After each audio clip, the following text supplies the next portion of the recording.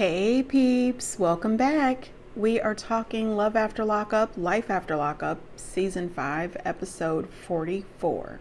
Hey, before we get into the video, please do me the honors of subscribing to my channel, hitting the notification bell so you can always be notified when I post new content, hitting the thumbs up because that does wonders for my channel, and share. Thanks. All right, you guys, so this episode starts out with Bianca and Daniel. We find out, of course, Daniel has only been out of jail for 3 days. It's the next day after Bianca was found at the bar with his cousin Robert, drunk as hell. And, she's just as bad today, in my opinion. I don't know what it is, but every single episode, I like her less and less. This girl is so entitled, so immature, just over the top spoiled. She is quite the brat. And I would love yet again to find out where the hell is her family. She needs help, and she needs help right away. Anyway, she tells him that she's sorry about yesterday. She was just having a bad day and she really wanted a drink, and she was having fun with his cousin and she didn't mean to trigger him. I thought to myself, she is really gaslighting him. She truly is. She's still upset about the fact that 2.5 days earlier, when he made her breakfast his first morning home, he did not, make her a cup of coffee. She yelled and argued and fought with this dude forever over this cup of coffee. She tells him that she is upset that he has not proposed or got her a ring yet. He's been out of jail for 3 days. He has zero job. Okay, he did buy her a ring. Well, his parents bought her a ring at the Plato's Closet. However, he didn't get a chance to give it to her because when he seen her next, she was lit up, too drunk to drive, even though she was trying to drive. So drunk that when she was dropped off, she couldn't even open up the front door. She was that tore up. I mean, this girl is a pain in the ass. The fact that she still wanted to harass him about her schedule. She has a schedule. She expected by now, 3 days out, that she would have a ring. They'd be working on planning this wedding and having a baby. Are you out of your... Yes. Why the hell even ask? The woman, does she even have a brain? If she does, it's not turned the hell on. It really isn't. Please, WeTV, don't bring her back. Please allow this to be her last season. The entire time I am screaming at the TV, Daniel, leave when your parents leave. Daniel, move in with your cousin Robert. Reach out to your probation officer. See if you can get moved. This relationship is not going to work out. The woman is selfish and she doesn't give a damn. Then she tells him, oh my God, you yelled at me. You yelled at me. We don't have to be together. We don't have to be together. I said, what? You are just begging him to marry you and get you pregnant. Now, because he has frustrated and raised his voice, you don't have to be together, and he is crossing your boundaries. She's looking at him, telling him that he's a red flag. I said, what? No, ma'am. No, ma'am. No, ma'am. She is talking about how he disrespected her by not getting the coffee, by not asking her to marry him right away and giving her a ring. She feels like he's been betraying her. He's lying to her. I said, wait a second. You want so much, but you are not willing to respect the fact that this man is trying to live a clean and sober life by not being shitty drunk in front of this man and not acting a fool. You don't give a damn, screaming at him, talking about take a shot. And your problems are your problems. You don't think that that's crossing his boundaries and being disrespectful to him? The woman is insufferable. I cannot stand her. I cannot believe that this man has been out of jail 3 days and you already expect a ring and a proposal from someone who's been out of jail 3 days with no job. I can't stand this woman. She is a child in a grown woman's body who has no skills when it comes to communication. She doesn't care about anyone else's thoughts or opinions or feelings. She is the only thing that matters. And she has a drinking problem of her own. Daniel and her kiss and make up. He goes to visit his cousin Robert. Robert tells him, yes, she's not happy with your sex life. She wants a little foreplay.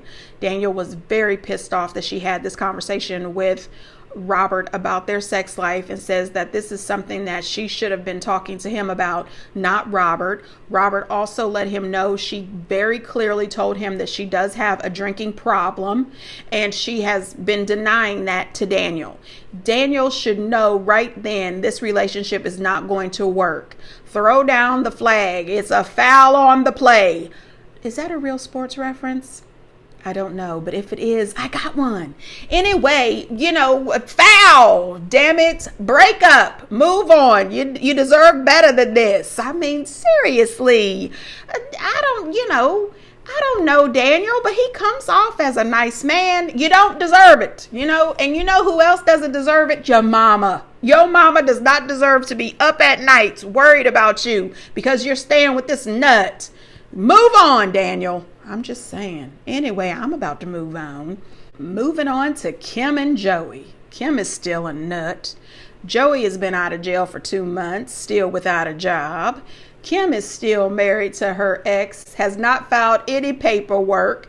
They have not consulted an attorney, and she's at a bridal place with her cousin Tatum, trying on wedding gowns, and white at that. I said, girl, please, if you don't grab a black dress, get the hell out of here. What are you doing here?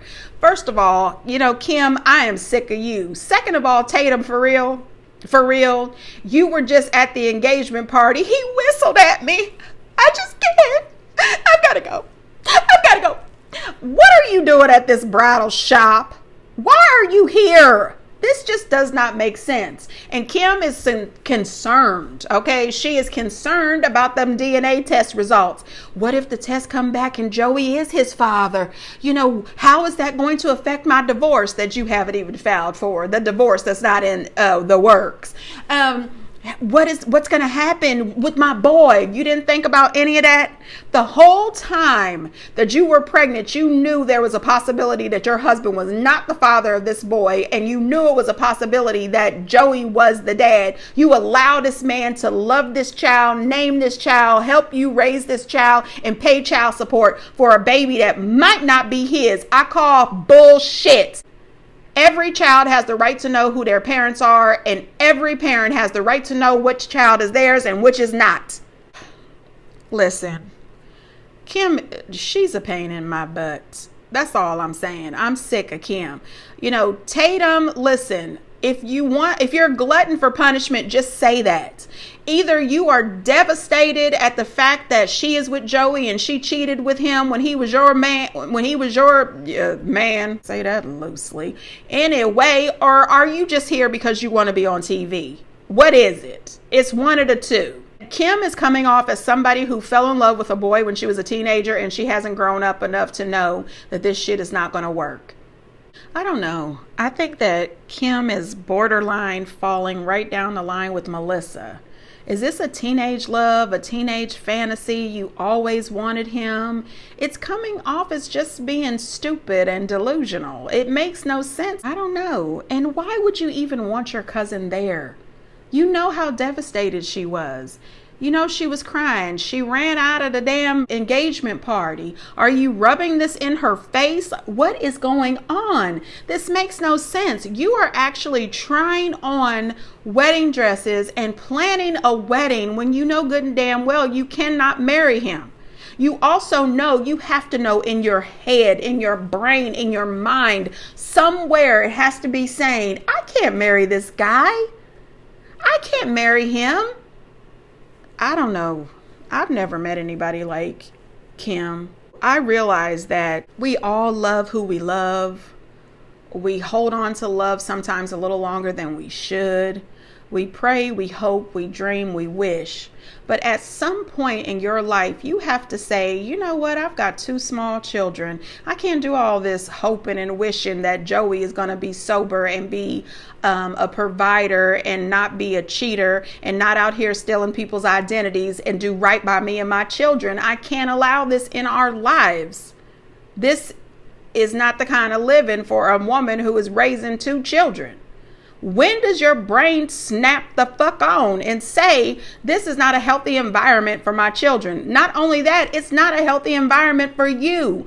Joey needs to take what he has, minus that car, minus that cell phone, and go to his mama's house. Live there. Let your mama be bothered with your ass. I'm sick of this. Kim, you're an idiot. Moving on.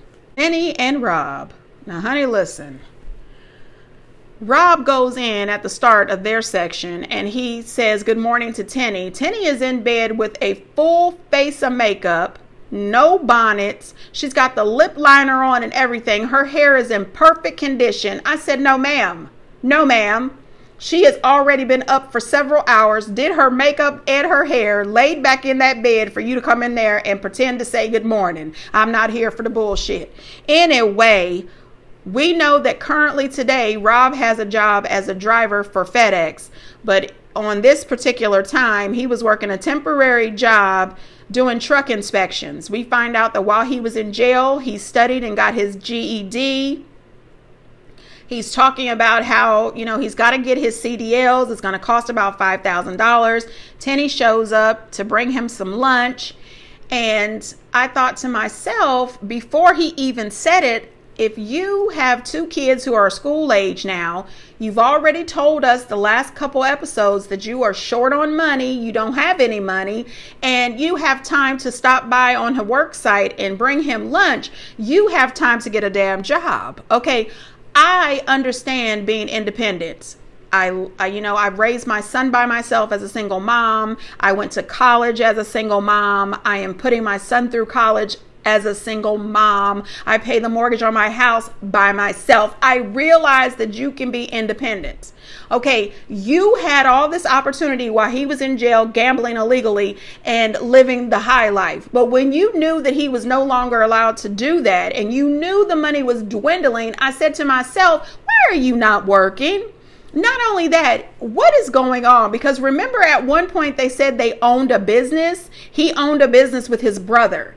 Is that the fake gambling business? The illegal gambling business. I have no idea what it is. But anyway, he told Tenny that, she's going to need to get a job. And honey, listen, the look on her face was like, what? What? She says, I don't know.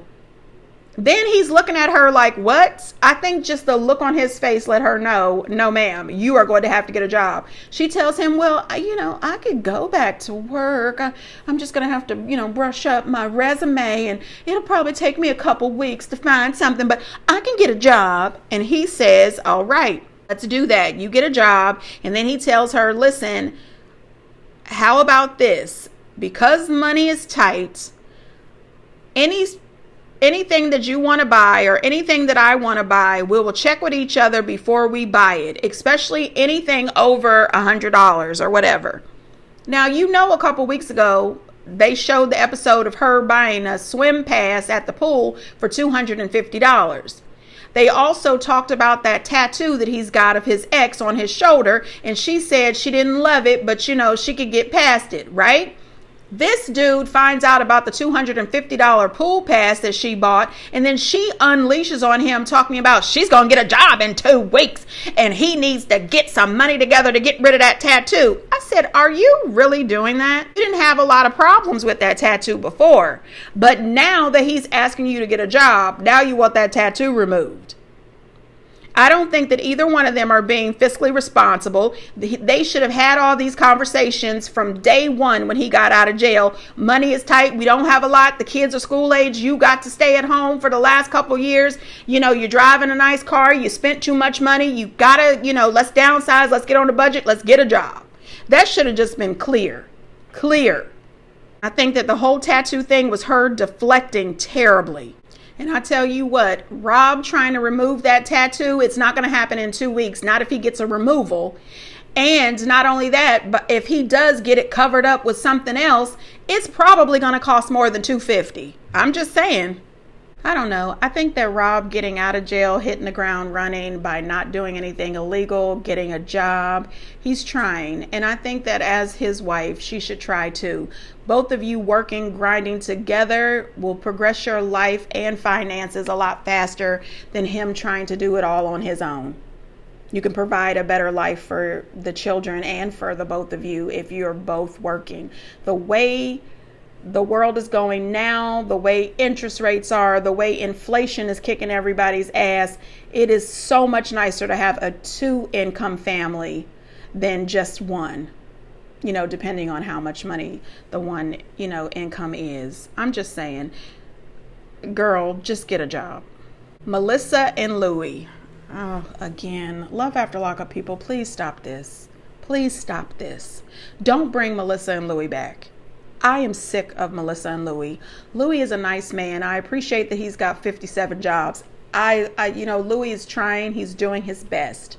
Melissa, listen, please sue that doctor who did your nose job, because your nose looks exactly the same. They did absolutely nothing. Now, Louie has spent $18,500 to get this woman a beautiful ring.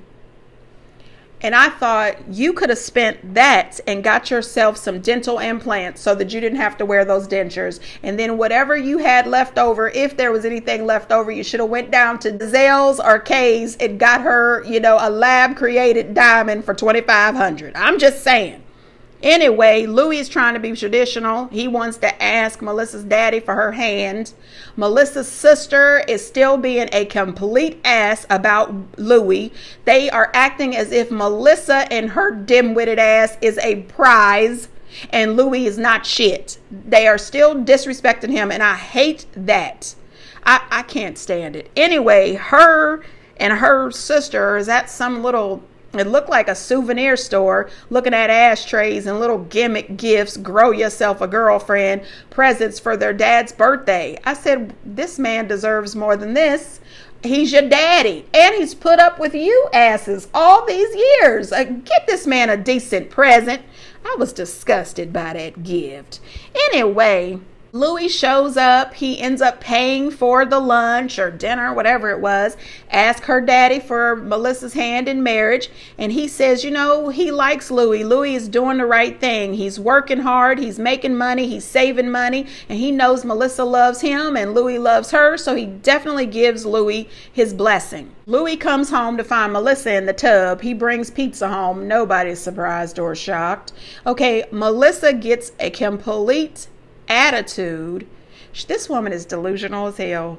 I can't stand this woman. Anyway, she is upset with Louie because she said when he was in prison he had more time for her. Ma'am, when men and women are in prison, that's all they have is time. You know what I mean? I can't stand you, Melissa. Anyway, she's mad at Louie because he's a personal trainer and he's training women. He's got too many hours of work. He's working too much. I said, wait a minute. You are always telling this man that he needs to work. He needs to have money. He needs to do this. He can never do anything that's good enough for this woman. It seems that she just looks for reasons to criticize this man. She looks for reasons to harass him. You're training women. What? When you're a personal trainer, that's what you do. You train men and women. This lady, and I'm wondering if Louie is doing so well and trying so hard because he feels that he owes it to her because she was there and supportive of him when he was in jail. I don't know why he's doing this, but I feel that this is a mistake. I don't want Louie to marry Melissa, and I would not be mad at all if Louie broke up with her and got his own apartment and lived his best life. Melissa sucks. Moving on. Britney and KY Rock. Well, Britney and KY Rock are still making dumb decisions, okay? So, Britney and KY Rock are staying at KY Rock's friend Coffee's house. Britney still has to wait another 45 days to try to apply again to get her transfer. Unfortunately, Coffee is a lightweight hoarder, okay? The woman has a shit ton of stuff. They have to make a little path to get through.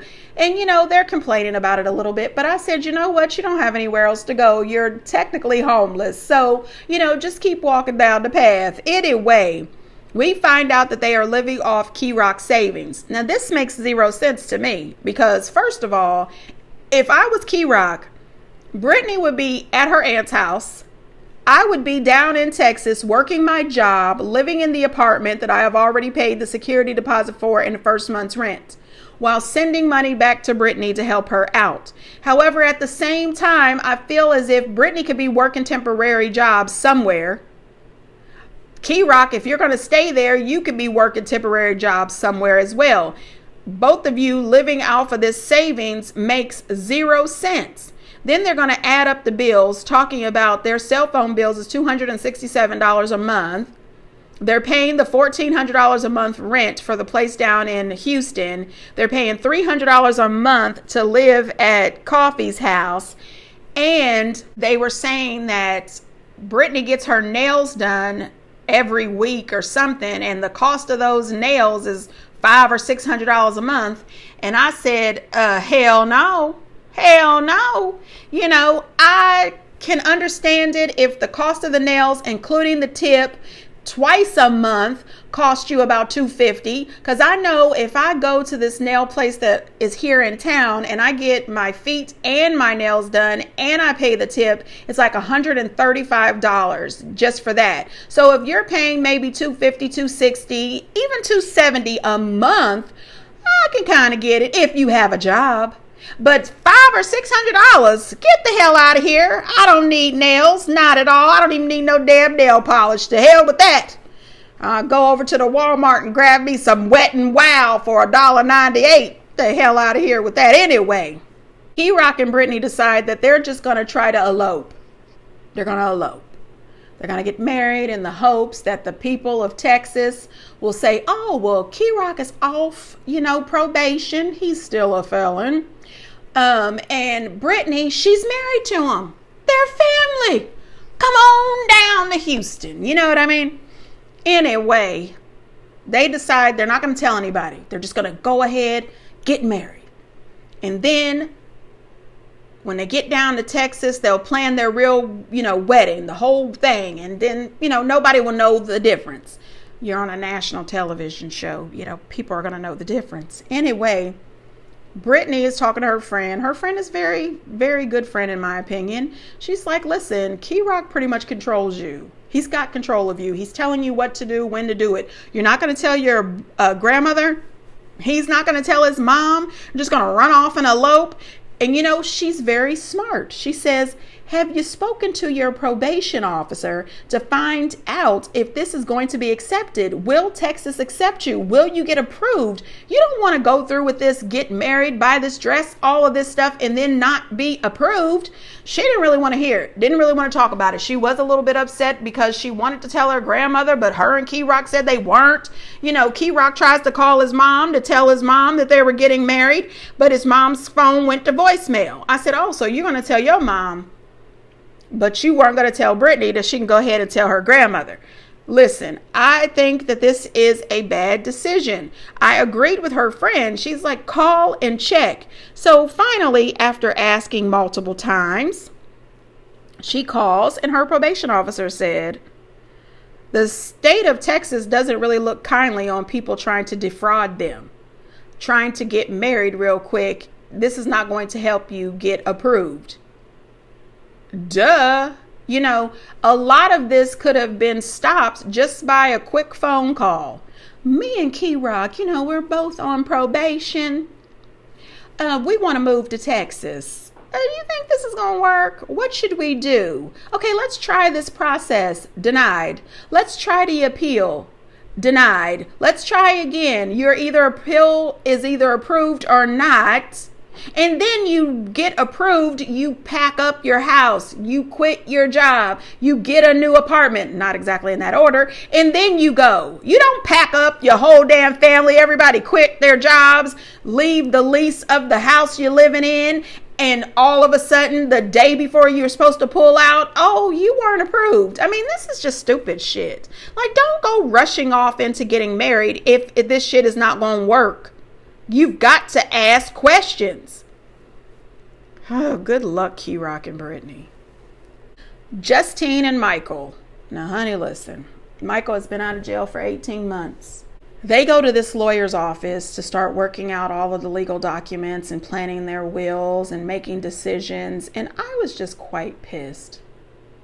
You are both in your late 30s. You have 8 children total, another child on the way. You make real dumb decisions. First of all, you knew that it was dangerous to get pregnant, and you got pregnant anyway. And the fact that you came and said you planned this pregnancy makes it even worse. Then you let us know your first episode back that you didn't tell your mom. He didn't tell his mom. Neither one of you spoke to your parents about this pregnancy because you knew that they were going to tell you that this was a stupid idea. Michael is upset because he can't work on his rap career because he's got to work, and he's got to work a lot and hard to afford this lifestyle that they are trying to live. You need a job. I don't understand these decisions that are being made. You get to this law office and it surprises the shit out of him that you want to leave the children to Kylie. Okay, it also surprised me because Kylie told you to your face that she likes her life the way it is. She's 19 years old and she doesn't want to be a single mom raising the kids with Michael. Michael storms out like a child after they argue in front of this lawyer. And I said, why is it that the two of you would get in the car with the beautiful baby Manhattan and get into this lawyer's office and this be a surprise? The two of you didn't sit down privately in your home or out on your back deck or whatever and discuss this. The two of you haven't reached out to any other family members, your parents, your aunts, your uncles, any older cousins, or nobody. Your sisters, your brothers, nobody reached out to anyone to hold a conversation about raising these children. This is ridiculous. Justine is wrong for even thinking about putting this type of pressure on a 19-year-old. It's way too much. And it's not something that she asked for. And it wasn't as if their 19-year-old went out and got pregnant and it's like, okay, this is your responsibility. This is not her responsibility to raise her siblings. And Justine is so worried about leaving Michael with these kids. And my thing is this, you planned to have a baby with him. You had to have him. You married him, but you don't trust him with your children. Why are you married with him? Why are you having babies with him if you don't trust him with the kids?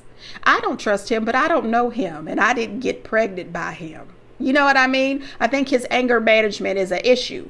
I also think his think piece is not all the ways turned on, but neither is Justine's. I don't know. What do you guys think? Especially about Justine and Michael. You know, there has to be a better plan. There really does.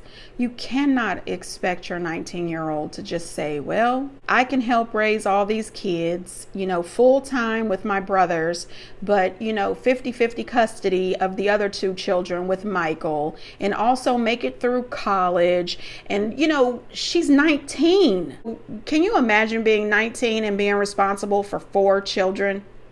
Absolutely not. Anyway, get down in the comments and let me know what you think. And until next time, bye.